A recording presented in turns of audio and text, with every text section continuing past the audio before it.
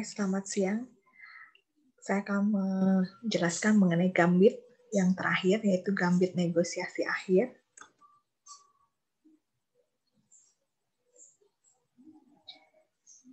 Oleh saya sendiri disusun. Kita lihat poin-poin gambit negosiasi akhir itu ada beberapa poin di sini.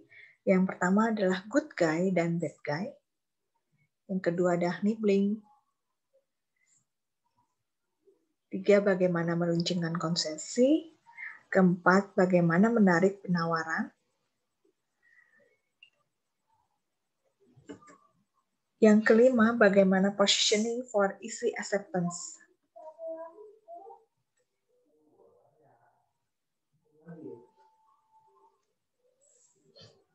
Nah, kita lihat di sini.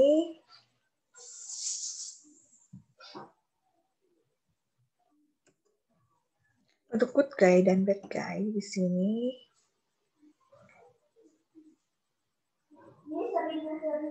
itu sesuai dengan katanya, itu bagaimana menjadi orang baik dan orang yang kurang baik atau terkesan buruk di sini, yaitu cara menekan orang tanpa harus menimbulkan konfrontasi di pihak lawan.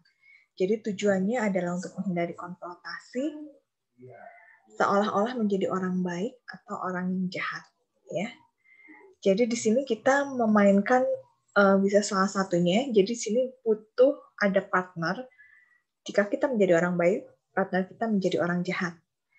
Nah, strategi ini biasanya selalu diterapkan oleh seorang polisi ketika dia mewawancara seorang penjahat. Supaya penjahat itu mengakui kesalahan, bisa yang maju orang jahat dulu misalnya. Polisi yang satu pukulin si penjahat itu sampai babak belur, ya, supaya mengakui siapa yang menyuruh dia untuk melakukan pembunuhan atau suatu tindakan kejahatan lain, perampokan. Penjahat tersebut masih belum mau mengaku, ya. Setelah babak belur dan polisi yang memukul itu puas, dia keluar. Datanglah orang yang baik. Jangan takut, saya nggak akan pukul. Dan saya juga akan menolong kamu. Tapi kalau misalnya kamu nggak mau bekerja sama, saya akan panggil teman saya, ya. Biar aja dia menangani, saya nggak ikut campur lagi. Tapi kalau kamu mau kerja sama dengan saya juga akan membantu kamu. Tolonglah kerja sama, ya. Supaya kita bisa saling membantu dan kamu juga selamat. Apa yang kamu mau nanti pasti kami beri. Atau percayalah pada saya, pasti akan saya beri, ya. Misalnya dikasih air minum, ya, kopi atau teh, ya. Daripada kamu mati di sini, lebih baik kamu ceritakan pada saya siapa, baru dia akan mau cerita, ya, siapa yang menyuruh kamu melakukan hal itu, ya.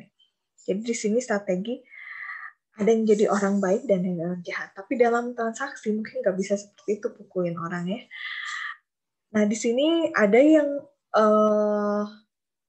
menawarnya habis-habisan sampai titik harga terendah, misalnya sebagai pembeli, ya. Dan kita merasa dirugikan. Aduh, ini kalau barang nggak kejual gimana, tapi kalau dijual harganya murah amat, rugi. Jadi datang pembeli yang baru, ya. Berapa harga barang ini? Berapa, ya? Saya kasih 20.000, padahal yang tadi udah nawar sampai harga 5.000 misalnya. 20.000. Mahal sih, ya. Mahalan banget, ya. Bisa kurang lagi nggak? Ya udah, Bapak mau kurangnya berapa? Tapi jangan banyak-banyak, Pak, saya udah rugi, ya. Ya udah, saya beli 15.000 aja, ya, misalnya seperti itu. Tadi 5.000 dibanding 15.000, cuma 15.000, is okay lah 15.000 misalnya seperti itu, ya. Itu strategi good guy dan bad guy ya. Lalu nibbling. Nibbling ini adalah meminta sedikit demi sedikit. Dengan nibbling yang tepat waktu, di sini kita bisa mendapatkan hal-hal yang sebelumnya mungkin tidak disetujui oleh pihak lawan. Di sini kita berfokus bahwa kita bisa mendapatkan sedikit lebih banyak lagi dari bahkan setelah terjadi kesepakatan. Ya, meminta sedikit demi sedikit lah ya. Ditawar susah misalnya, turun harga sedikit pun susah. Udah ada aksesoris bonus nggak? Saya minta dong, gitu ya. Aksesoris bonusnya kaos misalnya ya, dan headset kalau ada, dan juga tas untuk karena kita beli notebook misalnya seperti itu ya. Soalnya harganya susah turun dari tadi, masa saya nggak dapat apa-apa nih.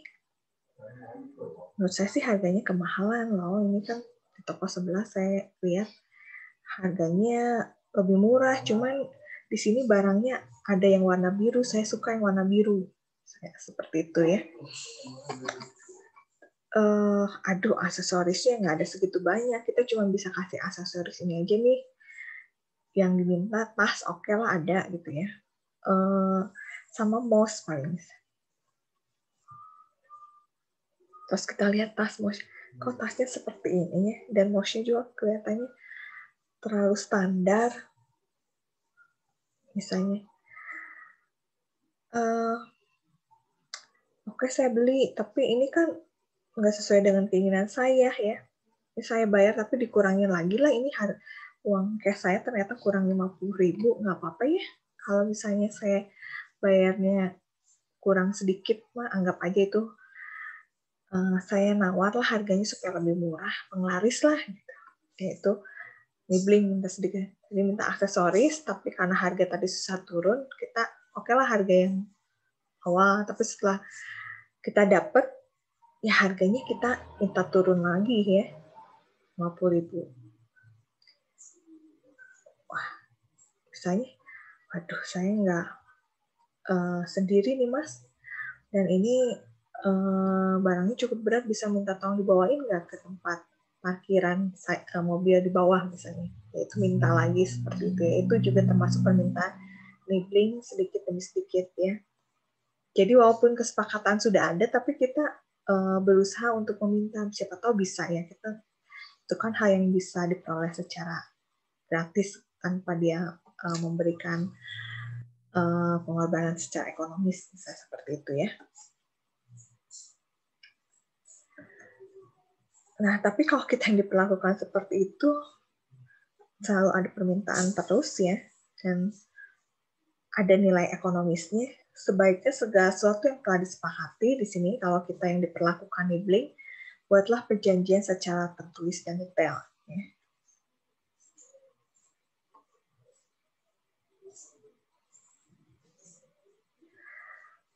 Dan buat pihak lawan malu secara spontan.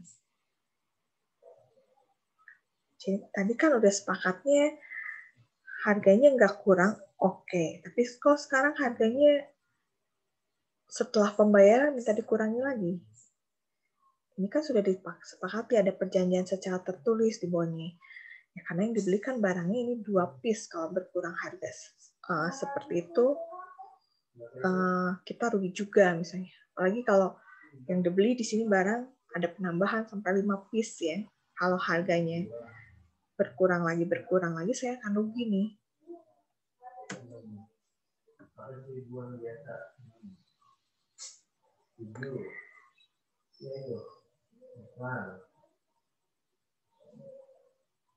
Nah, kita lihat di sini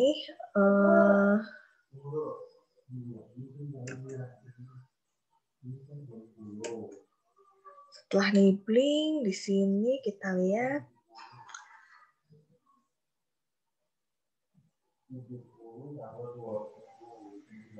itu ada bagaimana meruncingkan sebuah konsesi ya.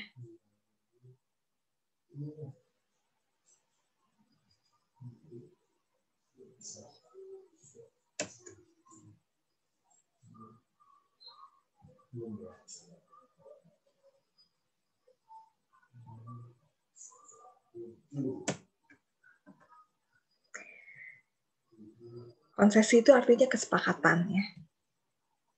Jadi kita jangan membuat konsesi dengan pecahan angka yang sama, lalu jangan membuat konsesi terakhir Anda sebagai suatu konsesi yang besar pengurangannya.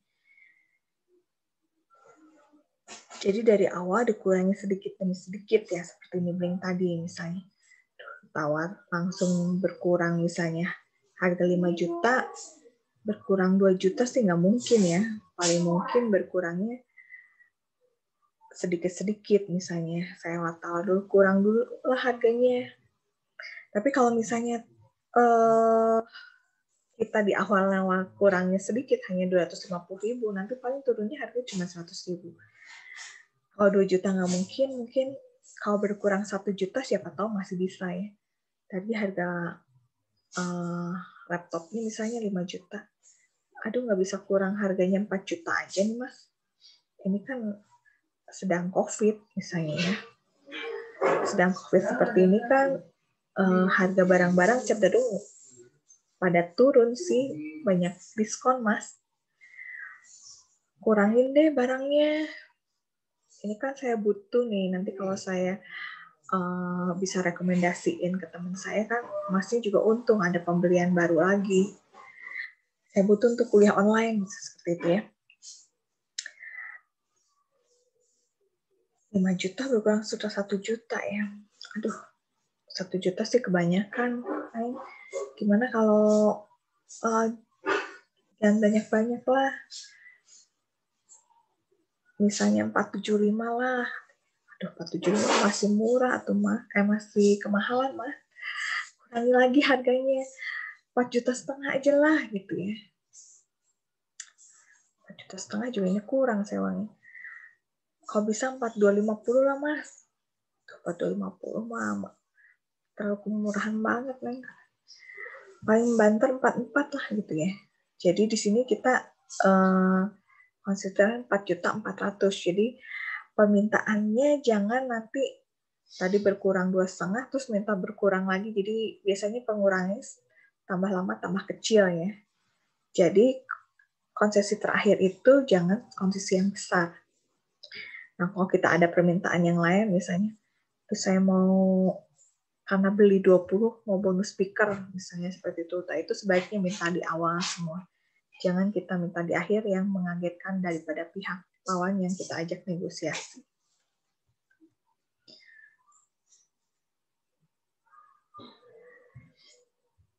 Nah, ini kalau kita salah menarik kembali penawaran, sifatnya untung-untungan. Tadi misalnya kita sebagai masnya penjualnya,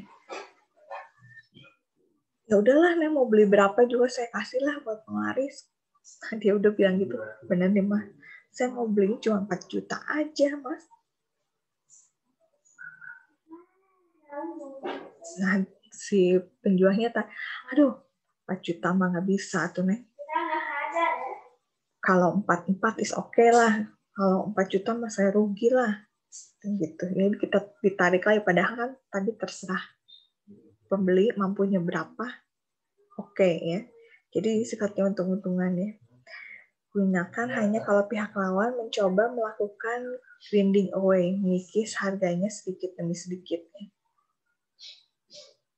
Ya karena tadi tawar-tawaran terus di sini sedikit demi sedikit supaya tidak konfrontasi. Buatlah begai sebagai otoritas lebih semua. Nanti saya dimarahin sama bos saya kalau jual 4 juta. Nggak jadi nih lah kalau 4 juta mah. 4,400.000 aja lah. Gitu ya. Jadi harganya nggak rugi-rugi amat kalau segitu. Ini sebagai otoritas lebih tinggi kita sampaikan bahwa ada higher authority yang mengambil keputusan bahwa harga fixnya sekian. Lalu positioning for easy acceptance di sini. Nah, supaya senang. senang nih tawar-menawar sama Masnya. Akhirnya dikasih juga harganya, terima kasih ya Mas, gitu. Nah gitu dong Mas, harganya jangan kasih mahal-mahal. Nanti saya rekomendasiin lah ke teman saya yang lain. Terima kasih ya.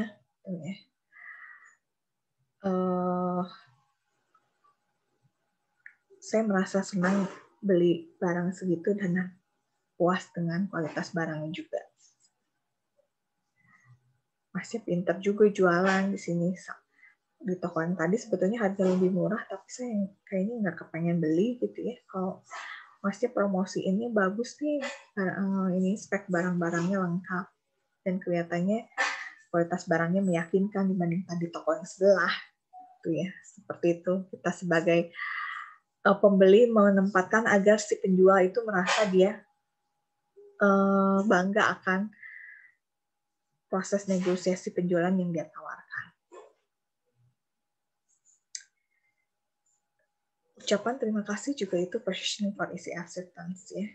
Oke, sekian dan terima kasih ya.